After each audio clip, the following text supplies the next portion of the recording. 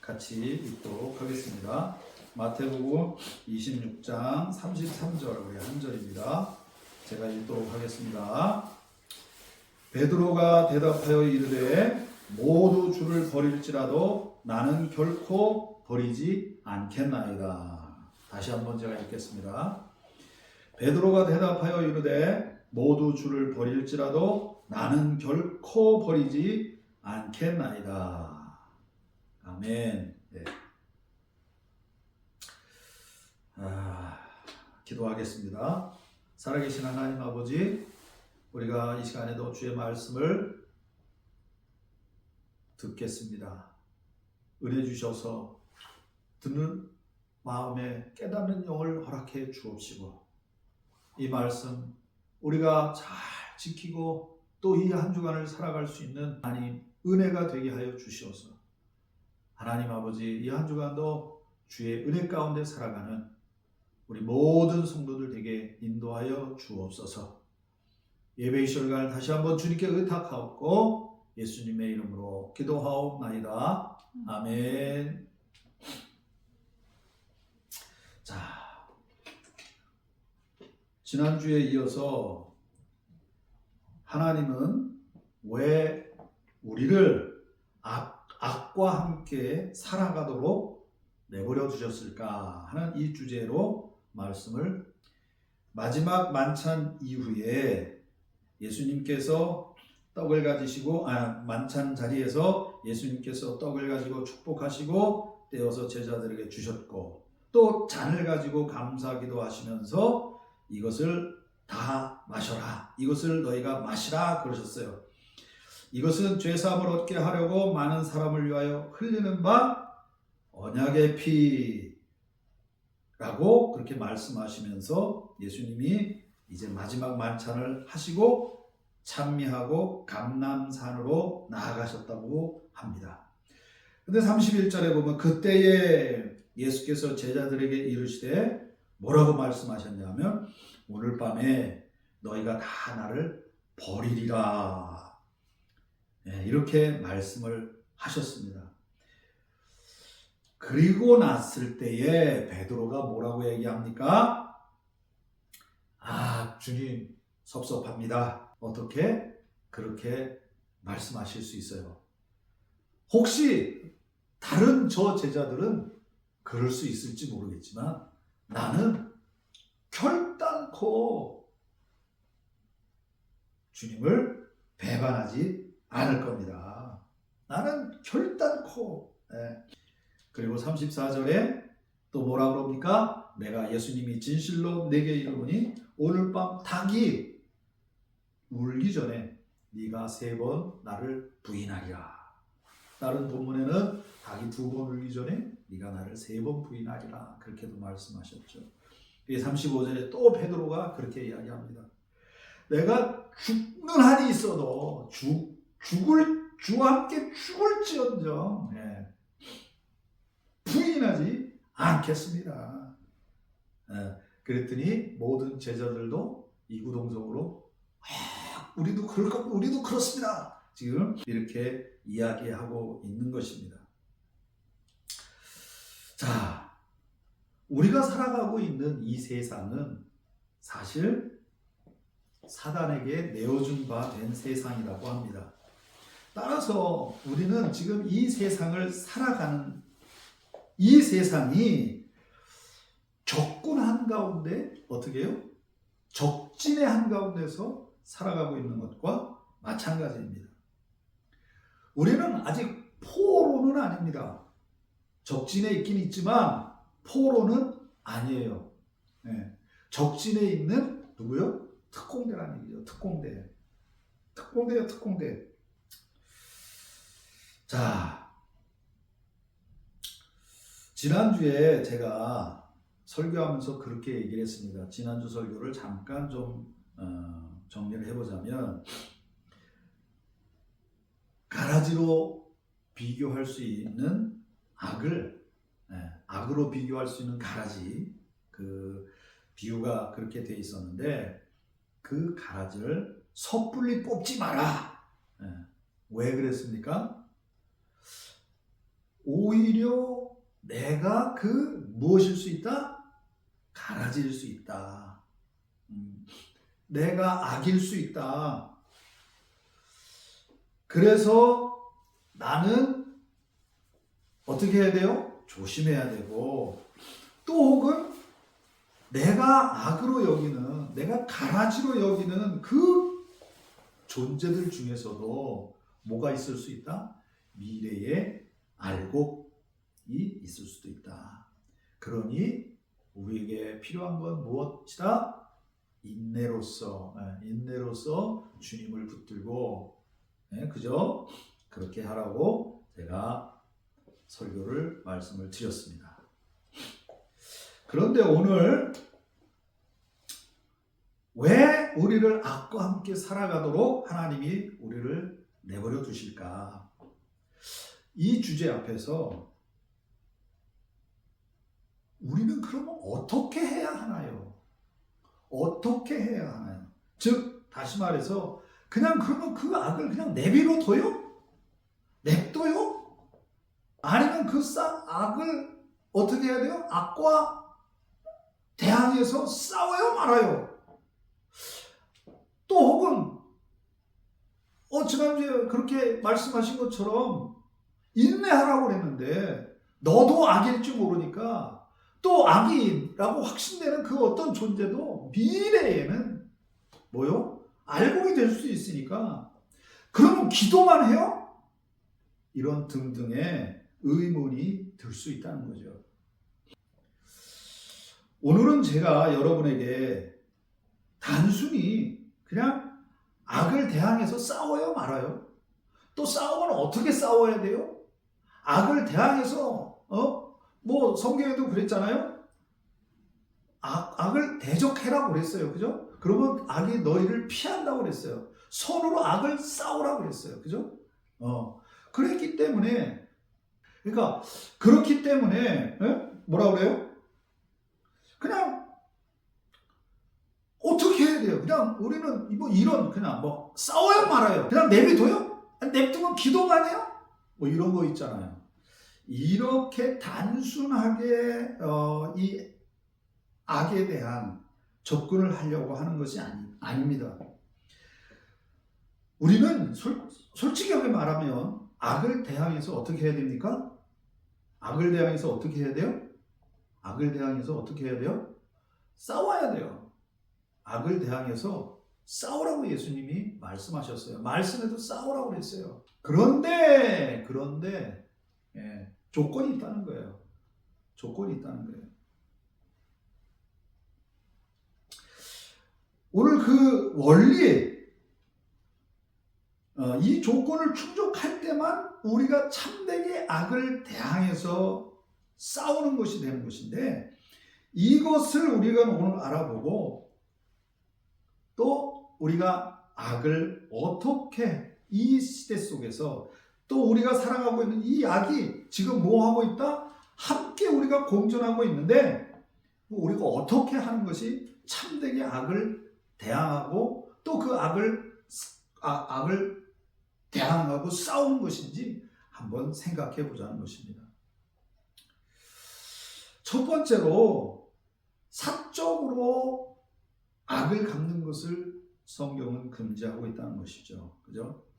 오히려 심판하시는 하나님을 의지하고 바라보라고 성경은 그렇게 이야기하고 있습니다. 지난주의 설교와 이 첫 번째는 많이 연관이 상통하는 부분이 있는데, 악인을 하나님이 믿는 자들을 연단하시는 막대기로 두시는 경우도 상당히 많다.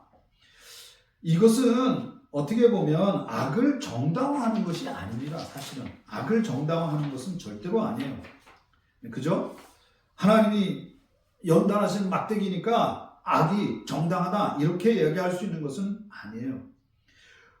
악을 정당화하는 것이 아니라 믿는 자들의 교만을 다루시는 하나님의 방편이다, 이렇게 우리가 생각해 볼 수 있는 것이요. 따라서 악을 상대하다가 믿는 자가 오히려 악해지는 경우도 많다. 그래서 디모데전서 5장 22절에 뭐라고 그랬어요? 다른 사람의 죄에 간섭하지 말고 내 자신을 지켜 경건에 이르도록 뭐 하라고요? 정결에게 힘쓰라 그랬잖아요. 그래서 내 안에도 동일한 악의 모습이 있다. 이것을 깨닫게 하시는 것이에요. 그래서 사적으로 악을 갚는 것을 금지하고 있어요. 이것은 영적인 전쟁이라는 것이에요. 그 배후에 사단이 있다. 사단과의 싸움이다. 예. 이 사적으로 악을 금지하는 것을 좀 더 이제 살펴보도록 할 겁니다. 자, 따라서 우리는 기도와 말씀만으로 하나가 아니라 기도와 무엇으로? 말씀으로 우리는 이 악을 대항해서 싸워야 한다는 것입니다. 두 번째로는 소명으로서의 악에 대한 저항입니다. 악을 대적하고 싸우는 것입니다. 악은 제가 좀 전에도 말씀드렸지만 그냥 기도만 하고 있다? 그건 아니라는 거예요. 악에 대한 무조건적인 어떤 허용, 소용 이런 것을 말하는 것이 아닙니다. 사람보다 하나님께 순종하는 것이 무엇이 돼야 돼요? 우선이 돼야 되는 거예요. 우선. 예를 들자면 위정자가 하나님의 영광을 훼손하거나 또 믿는 자에게 하나님의 법을 어기라고 강요할 경우, 이런 게 많이 있죠. 구약시대는 우상숭배가 될 수 있고 뭐 예배 금지가 될 수 있고 뭐 신약시대 오늘날 시대는 복음의 전파에 대해서 금지 등등 이런 여러 가지 하나님의 법을 어기라고 강요하는 그런 경우가 있어요. 즉 신앙의 본질을 어떻게 해요? 침해할 경우 어떻게 하라는 겁니까? 죽음을 각오하고라도 뭐해요? 사람에게 순종하기보다는 하나님께 순종하라라고 성경은 말하고 있다는 것이죠. 이 프랑스도 가만히 보면 종교개혁 당시에 얼마나 많은 사람들이 그죠? 그 이유 때문에 죽어갔습니까? 성경을 번역하는 사람들이 죽어갔고 또 그 번역된 성경을 읽고 자기 하나님의 은혜를 깨달아 하나님의 뜻을 따라 살기 위해 많은 사람들이 자신의 신앙을 지키며 죽어갔습니까? 그죠?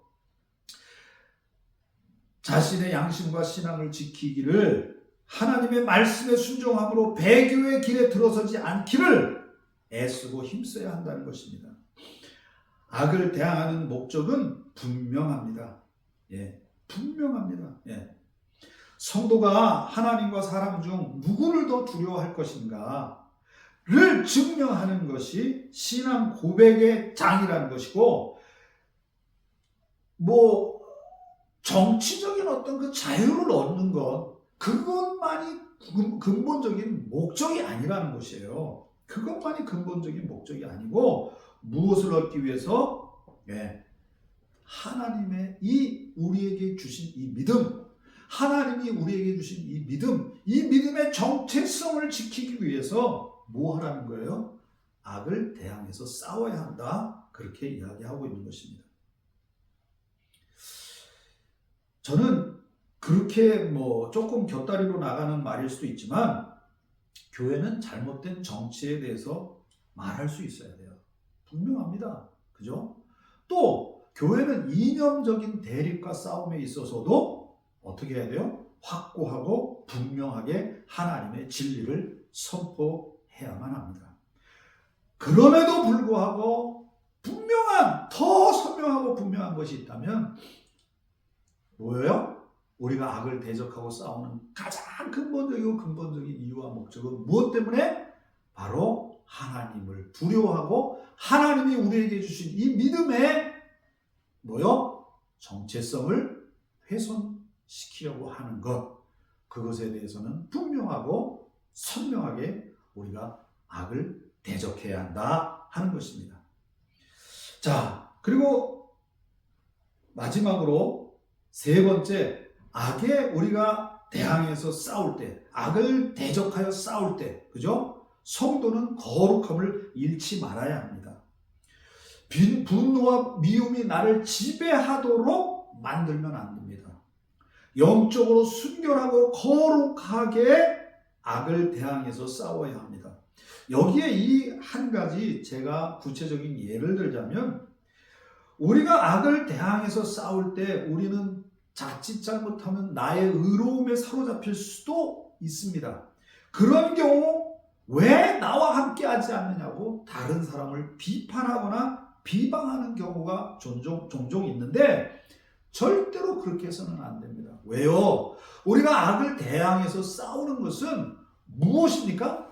하나님의 뜻이란 말입니다. 그렇기 때문에 하나님의 뜻을 행하는 사람은 그 하나님의 뜻을 행함에 나아갈 때 다른 사람이 혹은 나를 비방한다고 해서, 또 다른 사람이 나와 함께 하지 않는다고 해서 그 사람을 내가 야, 너는 왜 나하고 함께 하지 않아? 이렇게 얘기하지 않는다는 거예요. 뭐 한다는 거예요? 꿋꿋하게 자기 그냥 하나님이 주신 그 사명, 소명 따라서 걸어간다 이거예요.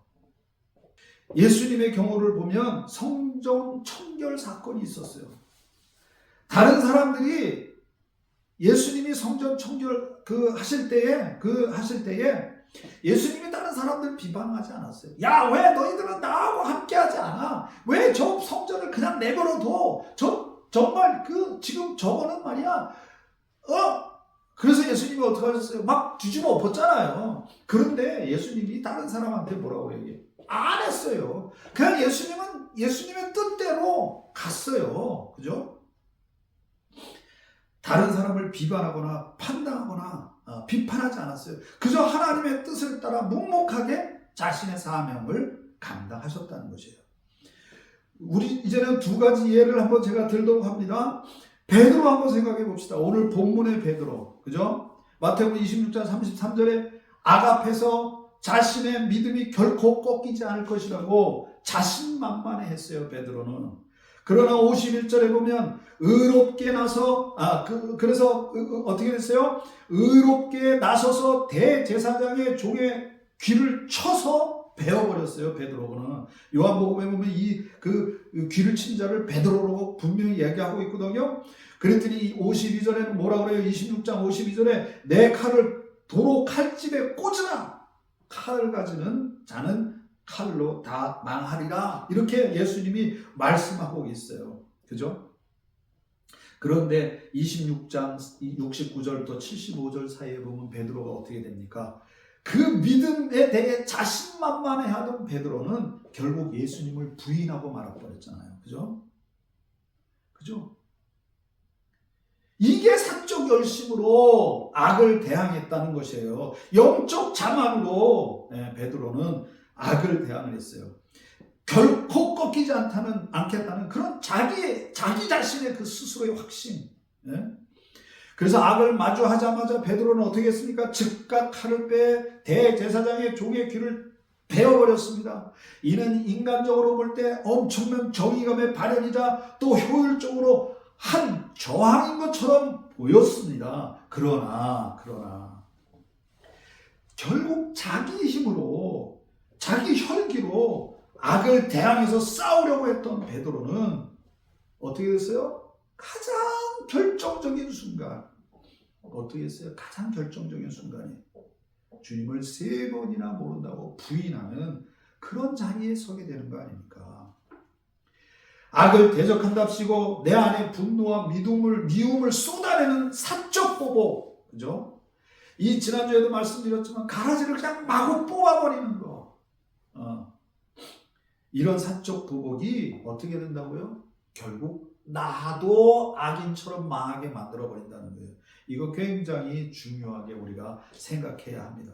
반대로 마태복음 26장 오늘 본문의 반대로 63절, 27장 11절부터 14절에 보면 예수님의 모습이 나와요. 예수님은 억울하게 어떻게 됐었어요? 지금 잡히셨어요. 그래서 재판에 넘겨지셨어요. 그럼에도 불구하고 어떻게 해요? 빌라도가 예수님에게 이런저런 말을 많이 합니다. 야, 너 지금 잡혀왔는데 너는 억울하지도 않, 뭐 이런 얘기를 막 했겠죠. 그런데 예수님이 거기에 대해서 뭐라고 얘기하세요? 한마디도 대답하지 않으신다고 해서 침묵하셨다고. 그래서 빌라도가 이상하게 여겼다고 그렇게 얘기했어요.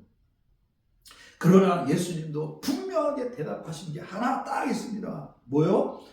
네가 정말 그리스도냐? 네가 하나님의 아들 예수 그리스도냐? 네가 정말 그러냐? 그랬을 때 뭐라고 얘기해요? 한번 볼까요? 27장에 보면 예수께서 총독 앞에 섰음에 총독이 물어 이르되 내가 유대인의 왕이냐? 예수께서 대답하시되 네 말이 옳도다.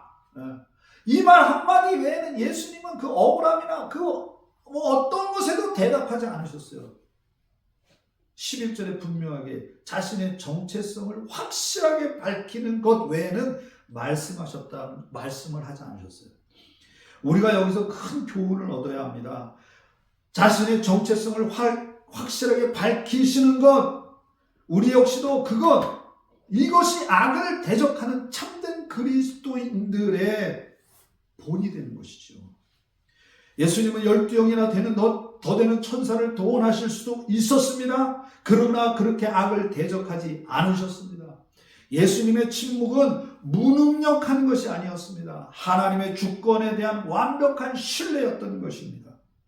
주님은 억울한 신문에 대해서도 결코 그 어떠한 변명 이런 거 하지 않으셨어요. 그냥 침묵하셨어요. 다시 말씀드리지만 자신의 정체성을 묻는 질문에 네가 유대인의 왕이냐라는 이 질문에만 분명하게 대답하신 것처럼 이렇게 주님께서 우리에게 가르쳐 주신 악을 대적하는 이 방식은 어떤 위협 속에서도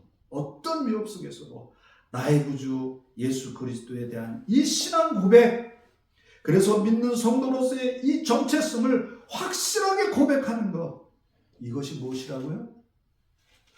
바로 우리가 악을 대적하는 가장 분명하고도 선명한 원리 중의 원리라는 겁니다.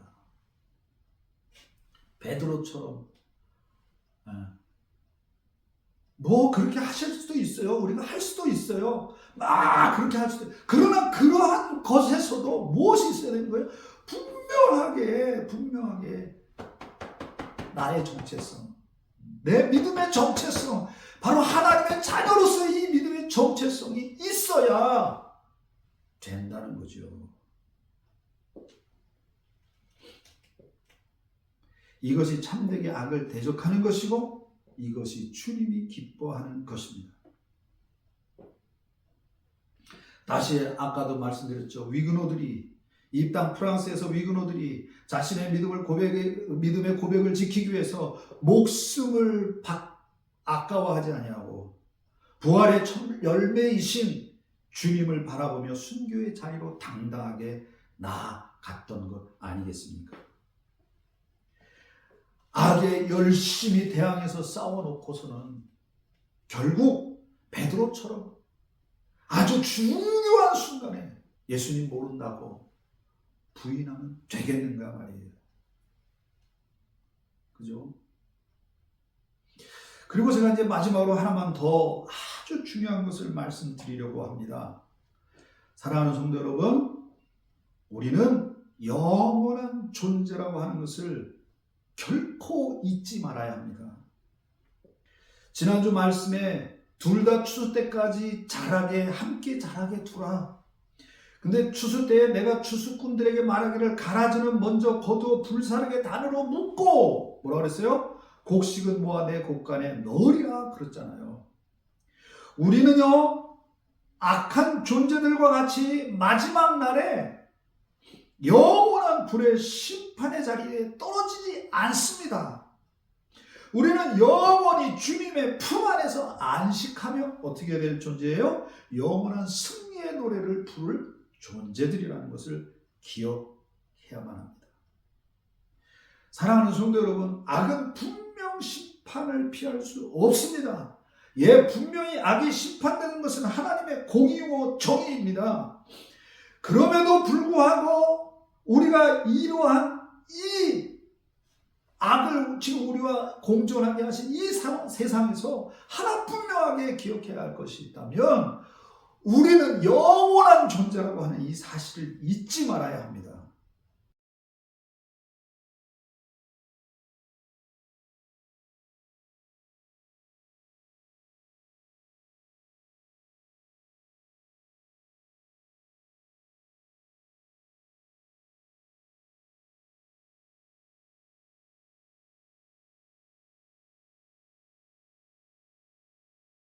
요한계시록을 보십시오. 2장 21절이나 9장 20절, 21절, 16장 9절, 10절 이런 데를 보면은 악인들은 결단코 자신의 죄를 회개하지 않는다고 했습니다. 이렇게 요한계시록이 증언하듯이 악인들은 심판 속에서도 끝내 회개하지 않습니다. 그러나 우리는 그 악한 존재들과는 근본적으로 다른 사람들입니다. 다른 존재들입니다. 세상에 악이 창궐하는 것은 유한한 것입니다. 유한한 것입니다. 예. 악이 초반에 중반에 이기는 것처럼 보일지라도 염려하지 마십시오. 왜냐하면 믿음으로 우리는 압니다. 마지막에 무엇이 승리한다고요? 하나님의 공의가. 예. 여러분 마지막에 그리고 영원히 이기는 것이 그게 진짜 승리 아니겠습니까? 그죠? 그게 진짜 승리죠. 우리는 주님의 품 안에서 영원한 승리의 기쁨 가운데 거할 존재들입니다. 이것이 진정 우리가 누릴 승리인 것입니다. 이제 말씀을 맺겠습니다. 다시 한번 강조합니다. 주 안에서 악을 대항합시다. 해야 합니다. 그냥 가만히 있는 것은 하나님의 뜻이 아닙니다. 그러나 뭐예요? 아무도 비방하거나 비판하지 마십시오. 아무도 비방하거나 비판하지 마십시오. 예수 그리스도의 이 믿음의 존재를 가지고 나아가는 거예요. 확실하게 말씀드리지만 나의 이런 행동들이 우리가 악을 대적하고 나아가는 이 행위가 주님 안에서 하는 것이기 때문에 다른 사람들을 권면할지언정 여러분 비판해서는 안 됩니다. 다시 말씀드리지만 초기에 중반에 아무리 악이 이기는 것처럼 보인다 해도 마지막에 우리는 승리할 것입니다. 이것이 참된 승리의 기쁨인 것입니다. 그러니까 막 비방하고 왜 안 하냐 막 이 어쩌고 저쩌고 이런 얘기 할 필요 없어요. 하나님은 자신의 그 뜻을 따라 자신의 믿음의 그 은혜를 가지고 뚜벅뚜벅 걸어가는 그 사람, 그 한 사람을 찾으시고 그 한 사람을 통해서 뭐 하세요? 역사하시는 것이에요. 하나님은 그런 사람들을 통해 역사하십니다.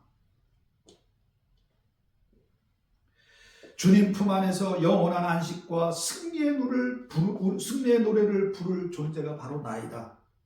이 영원함의 관점이 있을 때 우리는 비로소 세상의 잠깐의 이 악을 견뎌내는 힘을 얻게 되는 것입니다. 진정으로 우리가 악을 대적하고 싸우는 그것은 악을 악으로 갚는 것이 아니라 그죠? 서로 악을 싸워 이기신 주님의 그 본을 그 방식을 예수 그리스도 우리의 믿음을 지키는 것입니다.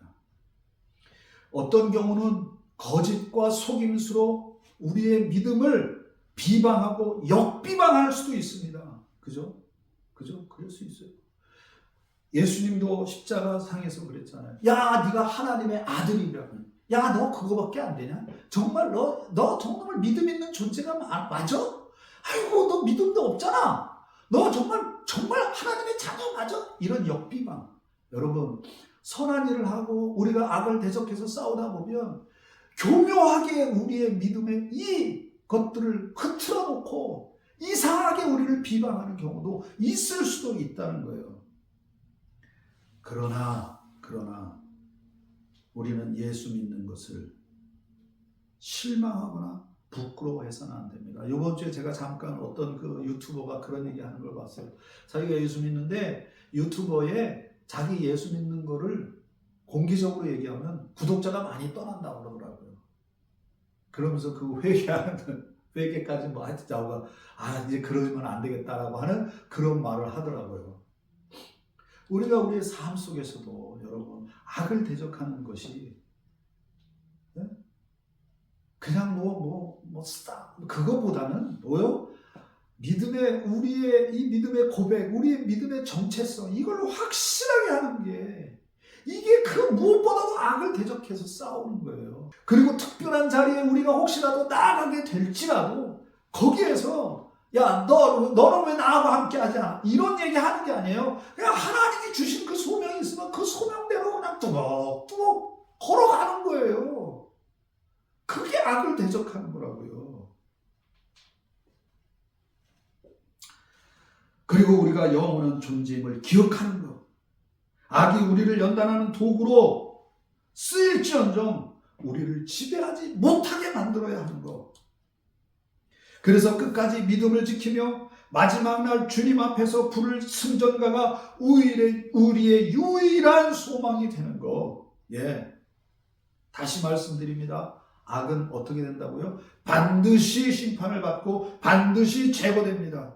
그리고 스스로 망하게 되어 있습니다. 이것이 하나님의 공의입니다. 요한일서 4장 18절에 이렇게 말씀하고 있습니다. 사랑 안에 두려움이 없고 온전한 사랑이 두려움을 내쫓나니 두려움에는 형벌이 있습니다.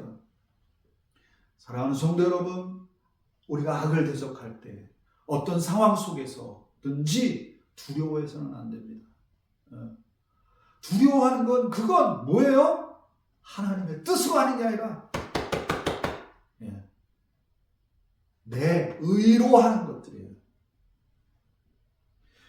두려워하는 자는 사랑 안에서 온전히 이루지 못한다 라고 요한일서 4장 18절에 분명히 말합니다. 악이 아무리 창궐하고 있는 것처럼 보여도 악이 지금 막 승리하고 막 세력을 떨치는 것처럼 보여도 여러분 두려워하지 맙시다. 그저 우리는 우리의 믿음의 이 고백을 유지하며 하나님 앞에 나아가면 승리는 누구 것이다? 내 것이다. 왜? 우리는 영원히 하나님과 살 존재. 그들은 그 악은 뭐요? 영원히 불 가운데서 그 마지막에 우리는 승리하는 존재라는 거예요.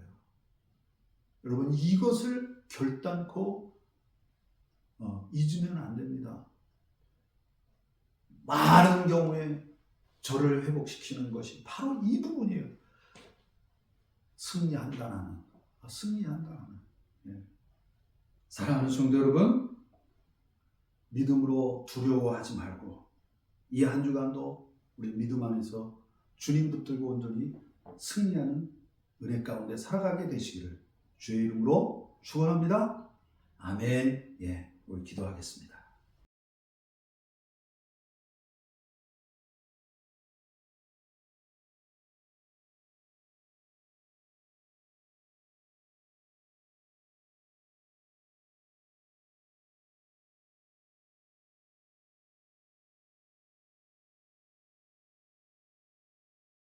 전합니다. 오늘 본문에 있는 이 말씀의 내용을 먼저 잠깐 이야기를 해보자면